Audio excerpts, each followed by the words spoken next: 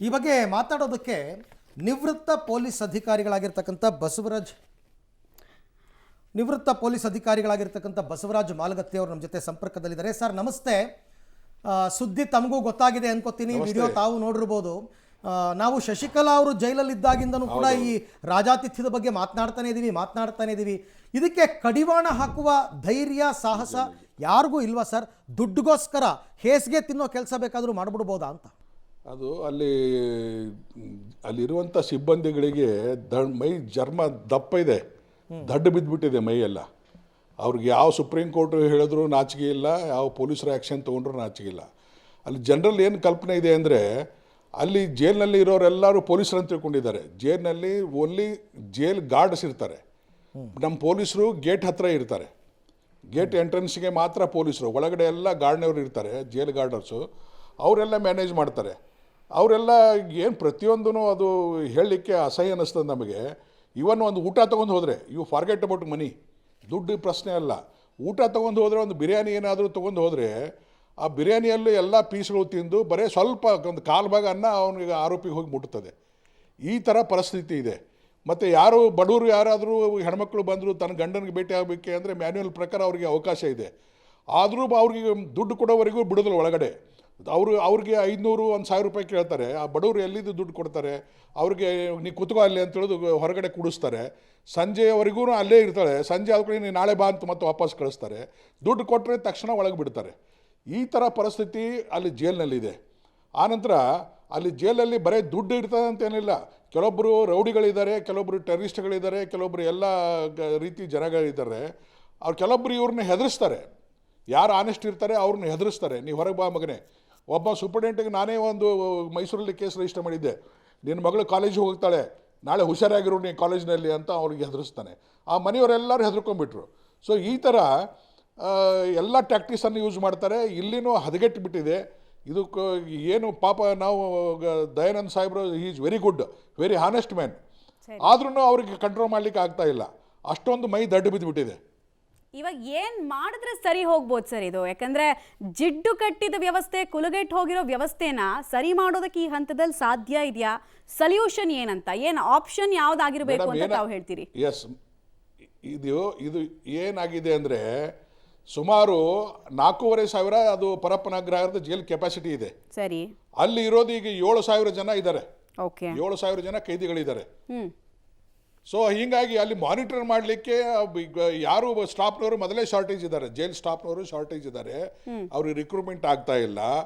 ಆನಂತರ ಅಲ್ಲಿ ಯಾರು ಕನ್ವಿಕ್ಟೆಡ್ ಪ್ರಿಸನರ್ಸ್ ಇರ್ತಾರೆ ಅವ್ರಿಗೆ ಮಾನಿಟರ್ ಮಾಡಲಿಕ್ಕೆ ಒಬ್ಬರನ್ನ ಯಾವನು ಒಳ್ಳೆಯವನು ಇರ್ತಾನೆ, ಜೀವಾವಧಿ ಶಿಕ್ಷೆ ಆದವನಿಗೆ ಅವನಿಗೆ ಮಾನಿಟರ್ ಮಾಡಲಿಕ್ಕೆ ಹಾಸ್ತಾರೆ.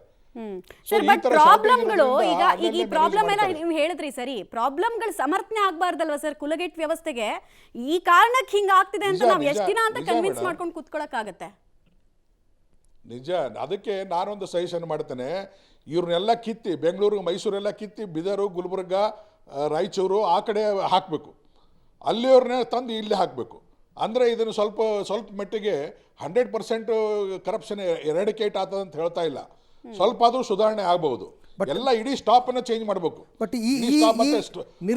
ಆಫೀಸರ್ಸ್ ನಮ್ಮ ಸರ್ಕಾರದ ಪಾತ್ರ ಏನು ಸರ್? ಯಾಕೆಂದ್ರೆ ಮೊನ್ನೆ ಇದನ್ನ ನಾವು ವಿಡಿಯೋ ವೈರಲ್ ಮಾಡಿದಾಗ ಹೋಮ್ ಮಿನಿಸ್ಟರ್ನ ಮತ್ತು CMನ ಪ್ರಶ್ನೆ ಮಾಡಿದ್ರೆ ಉತ್ತರ ಕೂಡ ಕೊಡದೇನೆ ಹೊಟ್ಟೋದ್ರು. ನಂಗೆ ಗೊತ್ತಿಲ್ಲ, ವರದಿ ತರಿಸ್ಕೊತೀನಿ ಅಂತ. ಸರ್ಕಾರಗಳ ಪಾತ್ರ ಎಷ್ಟು ಮುಖ್ಯ ಆಗುತ್ತೆ ಸರ್ ಇದರಲ್ಲಿ? ಇದು ನೋಡಿ, ಹಿಂದೆ ಈ ಥರ ಇನ್ಸಿಡೆಂಟ್ ಆದ ದರ್ಶನ್ ಬಗ್ಗೆ ಆದಾಗ FIR ಮಾಡಿದ್ರು ಅವಾಗೆ. ಬಟ್ ಈಗ ನೋಡಿದ್ರೆ ಇಷ್ಟೊಂದು ಹಾಗೆ ಕಂಟಿನ್ಯೂ ಮಾಡಿದೆ. ಸಸ್ಪೆಂಡ್ ಮಾಡ್ತಾರೆ, ಎಲ್ಲ ಮಾಡ್ತಾರೆ. ಏನು ಮಾಡಿದ್ರು ಆ್ಯಕ್ಷನ್ ಆದರೂ ಅದು ರಿಪೇರಿ ಆಗ್ತಾ ಇಲ್ಲ. ಇದಕ್ಕೆ ಏನು ಕಾರಣ ಅಂತಂದರೆ ಸರ್ಕಾರನೂ ಸ್ವಲ್ಪ ಎಚ್ಚೆತ್ಕೋಬೇಕು. ಯಾರು ಹಿರಿಯ ಅಧಿಕಾರಿಗಳಿದ್ದಾರೆ, ಸೀನಿಯರ್ ಸೂಪರ್ಡೆಂಟ್ ಇದ್ದಾನೆ, ಅಲ್ಲಿ ಜೈಲ್ DIG ಇದ್ದಾನೆ, ಜೈಲ್ DIG ಅಲ್ಲೇ ಇರ್ತಾರೆ. ಅವ್ರ ಹೆಡ್ ಕ್ವಾರ್ಟರ್ದಲ್ಲಿ ಜೈಲಿನಲ್ಲೇ ಪರಪ್ಪನಗರದಲ್ಲೇ ಇರ್ತಾರೆ. ಅವ್ರನ್ನ ಸಸ್ಪೆಂಡ್ ಮಾಡಬೇಕು. ಅಂದರೆ ಅದು ಸರಿ ಆಗ್ತದೆ. ಬರೀ ಲೋಯರ್ ಲೆವೆಲ್ ಅಧಿಕಾರಿಗಳನ್ನು ಸಸ್ಪೆಂಡ್ ಮಾಡಿದ್ರೆ ಅದು ಇನ್ಆ್ಯಕ್ಷನ್. ಅದು ಒಂದು 4 ದಿವಸ ಸಸ್ಪೆಂಡ್ ಮಾಡಿ, ಇರೋಯ ಒಂದು 4 ದಿವಸ ಇರೋ, ನೀನು ಭಾಳ ಅಲಿಗೇಷನ್ ಬಂದಿದೆ, ಹಂಗಾಗಿದೆ, ಟಿವಿಯಲ್ಲಿ ಬರ್ತಾ ಇದೆ, ನೀನು ಸಸ್ಪೆಂಡ್ ಮಾಡ್ತೀವಿ, ಆಮೇಲೆ ಮತ್ತೆ ತೊಗೋತೀವಿ ಅಂತ ತಿಳ್ಕೊಂಡು ಒಂದು 15 ದಿವಸ ಸಸ್ಪೆಂಡ್ ಮಾಡ್ದಂಗೆ ಮಾಡಿ ಆಮೇಲೆ ಮತ್ತೆ ವಾಪಸ್ ತೊಗೋತಾರೆ. ಈ ಥರ ಆ್ಯಕ್ಟಿವಿಟೀಸ್ ನಡೀತಾ ಇದ್ದಾವೆ. ಇಲ್ಲಿ ನಮ್ಮಲ್ಲಿ ಪೊಲೀಸ್ ಅಧಿಕಾರಿಗಳು ಏನಿದ್ದಾರೆ ಅಲ್ಲಿ ಒಬ್ಬರು DIG ಇರ್ತಾರೆ. ಅವರು ಸುಭಾರಮ ಆ್ಯಕ್ಷನ್ ತೊಗೋಬೇಕು. ಹಿಂದೆ ನೋಡಿ, ನೀವು ಹೇಳಿದಾಗೆ ಜಯಲಲಿತಾ ಕೇಸ್ನಲ್ಲಿ ಅವ್ರು ಯಾರೋ ಇನ್ನೊಬ್ಬರು ಲೇಡಿ ಇದ್ರಲ್ಲ ಅವ್ರಿಗೂ ರೈಟಿಂಗ್ದಲ್ಲಿ ರೂಪಾ DIG ಅವರು ಇದ್ರ ಅವಾಗೆ ರೈಟಿಂಗ್ದಲ್ಲಿ ADGಗೆ ಅಗ್ನೆಸ್ಟ್ ಅರ್ಜಿ ಮಾಡಿದ್ರು 2 ಕೋಟಿ ತಗೊಂಡು ಎಲ್ಲ ಸವಲತ್ತುಗಳು ಕೊಟ್ಟಿದ್ದಾರಂತ. ಅದು ಏನೂ ಆಗಲಿಲ್ಲ, ಆ್ಯಕ್ಷನ್ ಆಗಲಿಲ್ಲ. ಸೊ ಗೌರ್ಮೆಂಟು ಇದರಲ್ಲಿ ಕೆಲವೊಮ್ಮೆ ಲೀನಿಯನ್ಸ್ ತೋರಿಸ್ತದೆ. ಅವ್ರ ಮೇಲೆ ಫರ್ಮ್ ಆ್ಯಕ್ಷನ್ ತೊಗೋಬೇಕು. ಯಾವನೇ ADG ಇರಲಿ DG ಇರಲಿ ಯಾವನೇ ಇರಲಿ, ಏನಾದರೂ ಅದರಲ್ಲಿ ಎನ್ಕ್ವೈರಿಯಲ್ಲಿ ಏನಾದರೂ ತಪ್ಪು ಕಂಡು ಬಂದರೆ ಫರ್ಮ್ ಆ್ಯಕ್ಷನ್ ತೊಗೊಂಡ್ರೆ ತಾವೇ ಹೆದರ್ತಾರೆ. ಅಂದರೆ ಅಲ್ಲಿ ಫರ್ಮ್ ಸೀನಿಯರ್ ಆಫೀಸರ್ಸ್ಗೆ ಯಾರಿಗೂ ಫರ್ಮ್ ಆ್ಯಕ್ಷನ್ ಇಲ್ಲ, ಬರೀ ಲೋಯರ್ ಲೆವೆಲ್ ಆಗಿದೆ. ಲೋಯರ್ ಲೆವೆಲ್ದಲ್ಲಿನೇ ಅವ್ರ ಮೇಲೆ ಕೇಸ್ ರಿಜಿಸ್ಟರ್ ಆಗಿದೆ. ಶಾಕಿಂಗ್ ಅನ್ಸಿದ್ ನಮ್ಗೆ ಈ ನಮ್ಮ ಎಲ್ಲಾರ ಮನೇಲೂ ಕೂಡ ಎಲ್ಲಾರ ಮನೇಲೂ ಗ್ರಿಲ್ ಇದೆ, ಡೋರ್ ಸಾಕಾಗಲ್ಲ, ಗ್ರಿಲ್ ಇರಬೇಕು ಅನ್ನೋ ಕಾರಣ ಯಾರು ಅಂದ್ರೆ ಗ್ರಿಲ್ ಹುಟ್ಟಾಕಿದ ಪಿತಾಮಹ, ಕಾನ್ಸೆಪ್ಟ್ ತಂದಿದ್ ಪಿತಾಮಹನೇ ಉಮೇಶ್ ರೆಡ್ಡಿ. ಅವನ ಕಾರಣಕ್ಕೆ ಇವತ್ತು ಡಬಲ್ ಭದ್ರತೆ ನಾವೆಲ್ಲ ಹಾಕೊಳ್ಳೋ ರೀತಿ ಇದೆ. ಅಂಥವನು ಕಲರ್ ಡ್ರೆಸ್ಸಲ್ಲಿ ಓಡಾಡ್ತಾನೆ ಸರ್, ಅಂಥವನು ಈ ಮನೇಲಿ ಕುಕ್ ಮಾಡ್ಕೊಳ್ತಾನೆ. ಅಂದ್ರೆ ದುಡ್ಡಿನ ಮುಂದೆ ಅಧಿಕಾರಿಗಳು 5% ಅಷ್ಟು ಲಾಯಲ್ಟಿನೂ ಜನರಿಗೆ ತೋರಿಸಲ್ಲ, ಸರ್ಕಾರಕ್ಕೆ ತೋರಿಸಲ್ಲ. ಅಂದ್ರೆ ಒಂದು ನಮ್ಮನ್ನು ನಾವು ಆತ್ಮ ವಿಮರ್ಶೆ ಮಾಡ್ಕೊಳ್ಬೇಕಲ್ವಾ ಸರ್? ನಮಗೊಂದು ಗಿಲ್ಟ್ ಇರ್ಬೇಕಲ್ವಾ? ಯಾವುದೂ ಇಲ್ಲದೆ ಹೆಂಗೆ ಆಚೆ ಬರ್ತಾರೆ ಅಂತ. ಮೇಡಮ್, ಅಲ್ಲಿರೋರಿಗೆ ಆತ್ಮನೂ ಇಲ್ಲ, ಮನುಷ್ಯತ್ವನೂ ಇಲ್ಲ. ಅವರು ಹೀಗೆ ಇದೇ ಜನ ಏನು ಇರ್ರಿಪೇರೇಬಲ್ ಟೋಟಲ್. ಅದಕ್ಕೆ ಹೇಳಬೇಕು, ಇವ್ರನ್ನ ಕಿತ್ತೆ ಬೇರೆ ಕಡೆ ಹಾಕಬೇಕು. ಅಲ್ಲಿ ನೀರು ಸಿಗಲಾರದಲ್ಲಿದೆ ಅಲ್ಲ, ಬಿದರು, ಅವ್ರು ಗುಲ್ಬರ್ಗ, ರಾಯಚೂರು ಆ ಕಡೆ ಹಾಕಬೇಕು, ಸ್ವಲ್ಪ ಬುದ್ಧಿ ಬರ್ತದೆ. ಆ ನಂತರ ಈ ಕಡೆ ಅಲ್ಲಿಯವ್ರನ್ನ ಈ ಕಡೆ ಹಾಕಬೇಕು, ಏನಾದರೂ ಸ್ವಲ್ಪ ಮಟ್ಟಿಗೆ ಬದಲಾವಣೆ ಆಗ್ತದೆ. ಮತ್ತು ಫರ್ಮ್ ಆ್ಯಕ್ಷನ್ನು ಯಾರು ಸೀನಿಯರ್ ಆಫೀಸರ್ಸ್ ಇರ್ತಾರೆ ಅವ್ರ ಮೇಲೂ ಸದಾ ಫರ್ಮ್ ಆ್ಯಕ್ಷನ್ ತೊಗೋಬೇಕು. ಅಂದ್ರೆ ಅದು ಒಂದು ದಟ್ಟಿಗೆ ಬರ್ತೀವಿ. ಇಲ್ಲಿವರೆಗೆ ಏನಾಗಿದೆ ನಾವು ನೋಡಿದ ಪ್ರಕಾರ ಬರೀ ಲೋಯರ್ ಲೆವೆಲ್ದಲ್ಲಿ FIR ಮಾಡಿದ್ದಾರೆ. ಯಾವ security guard, jail guard, superintendent ಮೇಲೆ ಸದಾ FIR ಇಲ್ಲ. ಲೋಯರ್ ಲೆವೆಲ್ ಯಾರು ಅಲ್ಲಿ ಇರುವಂಥ ಜೇಲ್ ಇನ್ಸ್ಪೆಕ್ಟ್ರು ಅವ್ರ ಲೆವೆಲಿಗೆ ಮಾತ್ರ ಆ್ಯಕ್ಷನ್ ಆಗಿದೆ. ಮೇಲಿನವ್ರಿಗೆ ಯಾರಿಗೂ FIR ಆಗಿಲ್ಲ. ಅವ್ರ ಮೇಲೆ ಸದಾ FIR ಮಾಡಬೇಕು. ರೈಟ್ ಸರ್, ದಯವಿಟ್ಟು ಆಕ್ಷನ್ ಆಗಬೇಕು. Government they have to take direction.